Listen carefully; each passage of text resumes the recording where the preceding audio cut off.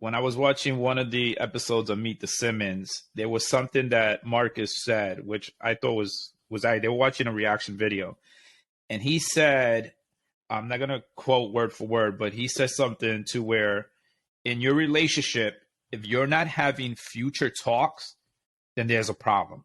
When your talk between you and your woman is past tense, there's a problem. You know what I'm saying? Like, you would know that you are with the one you're with when you're saying, hey, let's plan this trip next year. Hey, let's go meet my parents next or a couple of days. Hey, let's go meet your parents for you know what I'm saying? The future talk needs to happen. But if you're talking in past tense, like, oh, that was good when we did it, oh, you know, when we went on that trip, or this was okay over here, whatnot, then that's where it starts bringing up some concerns, you know, some red flag, because now it's like, well, I thought I was the one for you. You know what I'm saying? Right. So why all of a sudden are we still talking about past or present? Why are we not talking about like, hey, let's move into another house in 2 years. Let's get a new car. You know what I'm saying? Like, and that really struck to me because, again, this gentleman was telling me, and, you know, unfortunately he was divorced, but he made it seem like if you're a stay-at-home mom, that's a big concern. When if you're the man in a relationship where your girl is a stay-at-home mom, it's a big concern because you got to be able to identify those things. That's like you said, hey, spot check.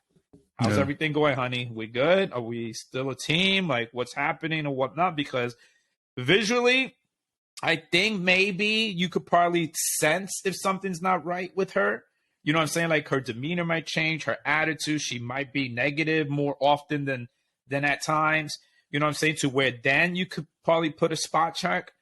But how would you feel, which God forbid, I don't hope it never happens, but how would you feel if your wife, let's say a couple of months go by, you're thinking everything's great, and then all of a sudden she tells you, hey, I fell out in love with you. It's been like this for a couple of months, whatever, this and that. Would you assume the negative, like a machismo thing, like, oh, she's cheating on me, she has another dude? Or like, what would be your steps if that scenario ever happened to you? Man, so I don't believe in ever letting that happen. And like, okay, so one thing that my wife and I do, we have access to both each other's phones. She knows my password. She knows all my shit. Okay. I'll go to the restroom. This is one thing I love doing. I go to the restroom, and I love when other couples are with us and other people see it. When I go to the restroom, I leave my phone right there on the table and I walk off. I don't care. I give a fuck. Look at my shit. And guess what? She'll do the same thing. She'll be like, I'm out. Why? I'm not going to the restroom to look at the phone. I'm going and I'll be right back. So it's like there's those things, right? And that's why, it's like that type of shit doesn't happen over a couple months. That shit happens over a couple years. Right. That shit happens over not appreciating, not talking, not growing, not like nurturing the relationship. And then something happened in that heat of the moment or whatever bullshit, but that shit's been brewing for a while. So I don't think it happens in a couple months. I think if you were to go back and talk to that guy and you start listening and those type of things, that shit been dead for years. It just finally someone got fed up with that shit. It was like, I'm done. Can't handle no more.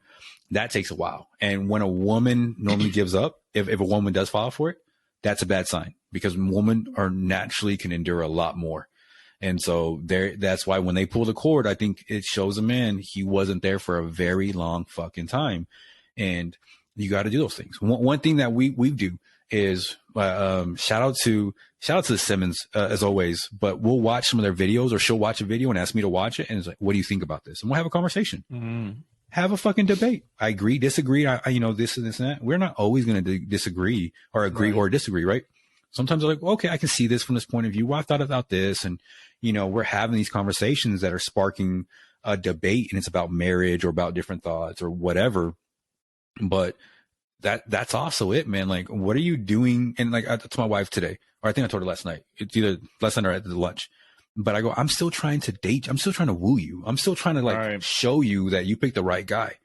That's in my head. And I told her this the other day, like, I know that the verbiage is kind of like, I'm still trying to make sure. I told her, I'm still trying to make sure I'm married next year. Right. That's my goal. So if that's my plan every year, every day is to make sure I'm married next year, that mitigates that risk that I'm going to do my part, right? Because I'm going to ask questions, do those things. Are we doing this one? I'm appreciating you. Hey man, am I telling you thank you for washing, doing laundry?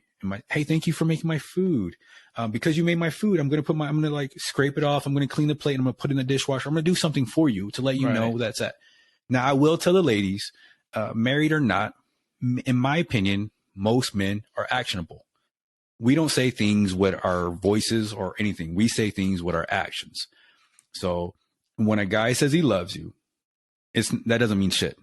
It's, do we show you we love you? Are we doing those things that we came into the marriage that we're changing because we're trying to grow and do those things? And when a man says he's sorry, saying he's sorry doesn't mean shit to us, right? Right. It's, do I show you I'm sorry? Do I show you, hey, look, man, I actually care for you and I apologize and those type of things. But a lot of the problems is that men and women don't understand how we say sorry to each other, right? Like, me and my wife had this conversation. She's like, just say sorry to me. I'm like, well, sorry doesn't mean shit. It's, what do you say behind it? What are your actions? And hers are, I'm sorry. That's a big deal for her. But for me, it's like, I'm sorry. And it's like, but if I'm not doing anything to show you that I'm sorry, to me, it's meaningless.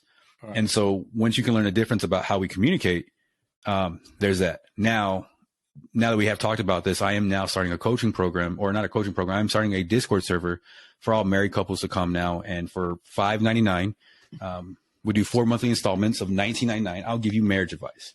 Don't fucking listen to me, people. I'm a fucking goon. Like, just, I love when you get caught off guard for a second and you're like, okay, you're going along with what I'm saying.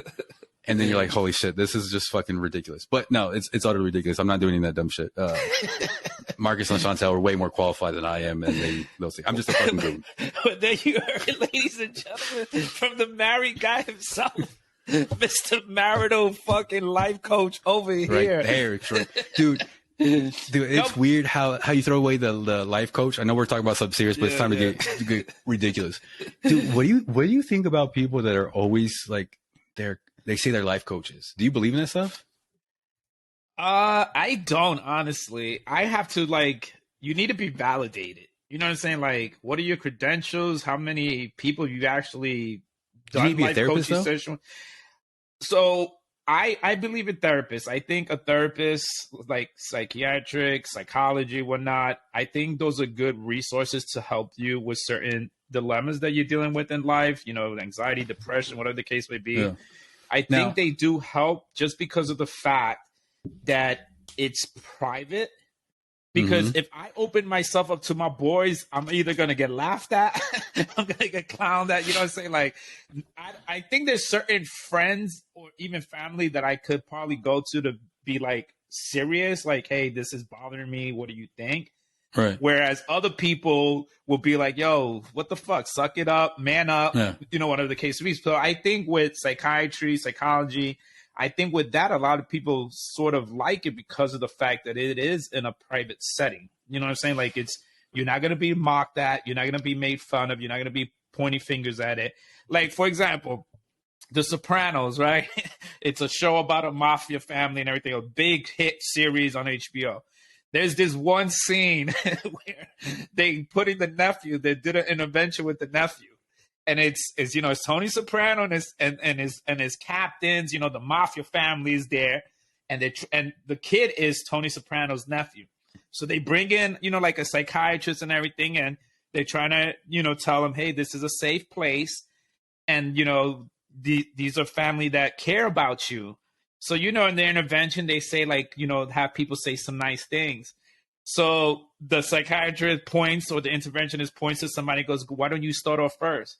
And the fucking guy's like, his name is Christopher, the guy who needs help. And they're like, Christopher, you better fucking shape up. We're going to fucking kick your ass in. Christopher's like, what the fuck? And the psychiatrist's like, no, you can't have hostility like that. And then Christopher's like, I don't think I need this help. You know, I'm fine. And Tony Soprano comes and punches him in the face. Like, I feel like that's how my scenario will be. Like, if I went to my boys or whatnot, like, they would probably make fun of me, depending on what it is. But I think it does help. So, I don't think people should call themselves a life coach. Yeah. You know, I know some people get the certification and everything else, but sometimes I look at that like, you haven't experienced much life to be a life coach. You know what I'm saying? Like, what a 25-year-old who is a life coach going to tell me? Well, there's also therapists that are like 30. So this is my issue with some of these therapists. Now, what happens if you had a therapist and she's like this safe space and she's like asking you questions?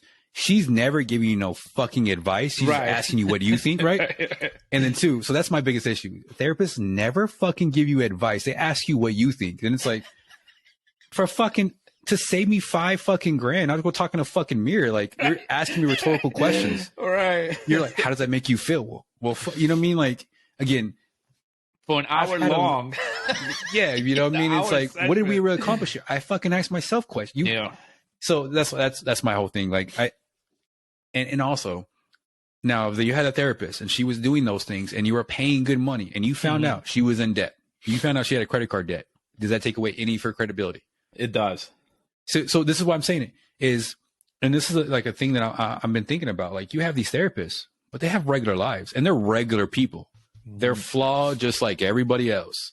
Now, what happens if you were going to a therapist and she was trying to help you get your life together and you found out, you know, like if you, let's say you're talking to a therapist and it's a man and you go home and you find out his wife has a credit card problem. She has a shopping spree. She spends money all the time. Don't you think that hinders it if they can't even fix their own spouse? Yeah, that's true. I mean, like, because if they're not able to take care of their own personal stuff, again, what help are you going to really give me? Because now everything that you're telling me is tainted. You know what I'm saying? Like, I can't really trust your judgment or your But they hide behind the desk, right? Yeah, they do. So that's my whole thing. And again, some of these life coaches, I think when someone, it sucks because if someone's a life coach, you don't know if you're getting somebody who's like, hey, man, you know, like if someone asks you a question, you're like, have you thought about this? I think that's great. Have you thought about doing this? What is this now? Can you do this? Can you do that? And they're helping you kind of work the idea, but they're giving you advice. That's better. But if someone's asking you like, well, how does that make you feel? Well, this and that. Do you think you should be doing that? It's like, what the fuck? Like, I could pay somebody $2 to sit there and say, how does that make you feel? Or ask me another question instead of giving me fucking advice. So I leave there being like, what'd you come through? Like, and I don't know if that's the model itself, but one thing I think a lot of therapists are, and if you're a therapist, cool. Like, I mean, hey man, I guess you're doing the Lord's work. I don't fucking know. Yeah. But my experience with therapy is it left me more issues than before, right? Like, right. Cause this is what I was thinking the other day. I think that the VA gave up on me for as therapy, man. Like, they have not talked to me in months, right? Like, I was going to therapy and they were doing this. VA. Fuck, dude. I'll tell you about my fucking the teeth dental VA dental. All right, so I go to VA dental, right? So I did this. I scheduled an appointment, I think in June, right? I go, okay, we'll get you in your next availability, September, right? Oh, so I said, okay, September. Jesus. Yeah. They go, okay, once you're in September, once you get your initial check, because you get into the system, doing your teeth cleaning really fast. Cool. This is September. My first cleaning was this week. So December 15th 15th, I think it is. Yeah, right? Wow. So we're months. And guess what they do for your VA dental? What's that? Guess how many visits you got to do a teeth cleaning? Guess. Like four. Fucking 4. You go in for one side. So legit. They went in here, fucking numbed me up on here, did it. And so they say, okay, when you come back, we'll do this side. And then you come back again, we'll do this side. And then you come back, we'll do this side. We'll do it 4 fucking times for you. That is the VA dental. That's ridiculous. It's like 30 minutes. It's like, why the fuck am I even here then? And they never tell you that. So they don't tell you to expect, like, imagine if you have an employer who's like, okay, cool, go to the VA, get what you need seen, but I'm paying you to go, you got to take leave. You got to do all these things. So you're taking your time out of the day and you're like, oh, you're just only here for 30 minutes. But what was funny is like for like 2 times in a row, every time I would go for a VA deal, they call me and be like, sorry, the machine's broken. Hey, sorry, that person's on leave today. And you're like, what the fuck? Well, that's the service you get when you don't pay for it. That's true. What I'm saying? You're gonna get what you get for when you're doing stuff for free. It's gonna be fucking shitty service. You ever go to civilian dentists or no? When I was in Japan, I did. So in Japan, it's goofy because they do the top and the bottom because of insurance, right? Yeah. But here they was like 4 times. I was like, what? Like, it's 30 minutes. Yeah, that's crazy. For each side. They're gonna numb you up. They're gonna bring a doctor in and numb you up and do this shit, clean you up, and then ship you out. And they don't tell you that ahead of time, so you don't know what the fuck you're getting into. So I was sitting there saying, how much are we paying for that visit, right? So it's ridiculous. But going back to where I think the VA gave up to me on therapy, right? So they were doing something called immersion or prolonged exposure therapy. So what happens is they want to talk about what happened in Iraq, this moment that happened to you. We want to talk about it every fucking time and make you deal with it and kind of like that. And their goal is eventually you're not going to have that big, it's kind of like if I keep exposing you to this idea, eventually you won't have the big exposure to it no more. It won't be a big deal for you. Right.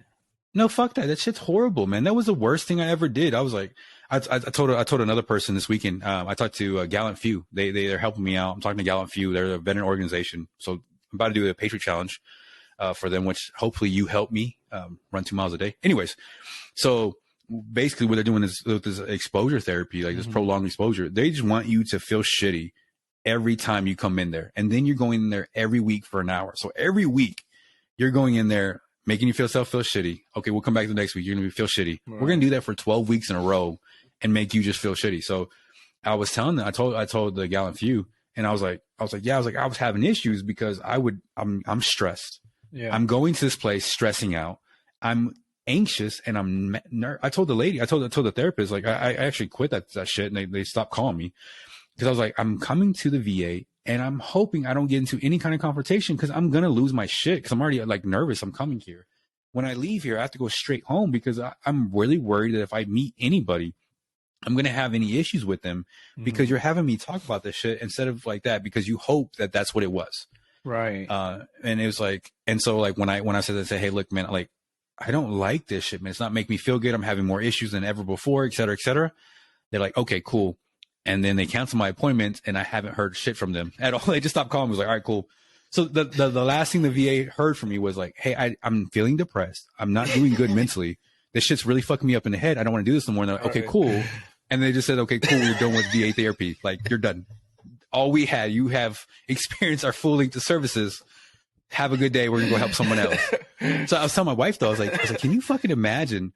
I literally have told the VA, right? My last thing was, all the hey, signals. Yeah, mentally, I'm not doing good here mentally. I'm very depressed. This is making me more issues than ever before. And their idea is like, okay, cool. We'll stop the therapy and then we'll just stop talking to you altogether. So whatever the shit happens after, it's funny, right? Because it's like, damn, man. It's like, can you imagine when someone quits on you? They're just like, we're good. Like, it's funny because they're making you relive your nightmare over and over. It sounds to me like they're trying to reverse psychology, that shit, like trying to numb you enough to where you come in and you're like, all right, I know what you're going to say. I'm tired of it. It doesn't do anything to me. Yeah. But the sad part of that whole thing is the fact, like you said, that when you stopped going, they didn't even make any attempts to try to reach out to say, hey, you didn't make this appointment, or hey, we missed you. What's going on? Like, did they automatically assume like, hey, it worked? He's fixed. He's home. He's living a happy life, you know? It's like, did he say he was going to kill himself? Not necessarily. Okay, you can go on to the next patient. Like you're good. He didn't technically say he was going to off himself. He just said he was feeling depressed and he's having a lot of mental issues, but he didn't say he's trying to actively kill himself. So therefore, he's not a risk. That's funny. So it sucks, man.